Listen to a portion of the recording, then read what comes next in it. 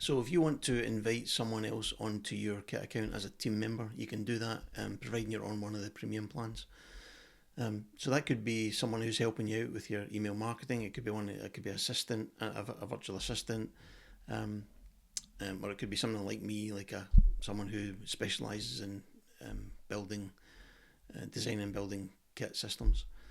If you want to add a team member, what you do is navigate to top right in your settings, under your account there, and then if you scroll down to the bottom left corner, you'll see an option that says team. Click on there, and then if you're on the creator account, you'll have the ability to add another team member.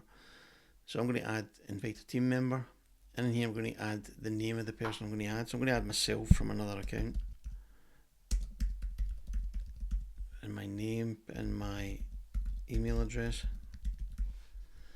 and then I can either set them up, the team member up as an admin of the system or as an editor. So an admin, they've essentially got full control of everything on the account. If you set them up as an editor, then they can only change certain elements of your email marketing system. So they can change things like email sequences, broadcast settings, all that kind of stuff. But they can't change any account settings. So like your username, password, your billing details, all that kind of stuff they can't change. So I'm going to take the default as admin for me, and I'm going to click the invite button.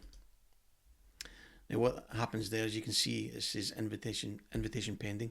So Kit has now sent an email to that account saying I've been invited to join that Kit account as a team member. So let me just look at my emails, and there we go. An email's arrived saying you've been invited to join the demo account, Kit Mastery, and a button that just says join the team. So if I click that button, it's going to go and do a refresh.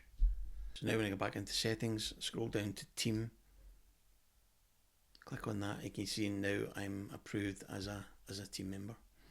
So that's how you can add a team member to your Kit account.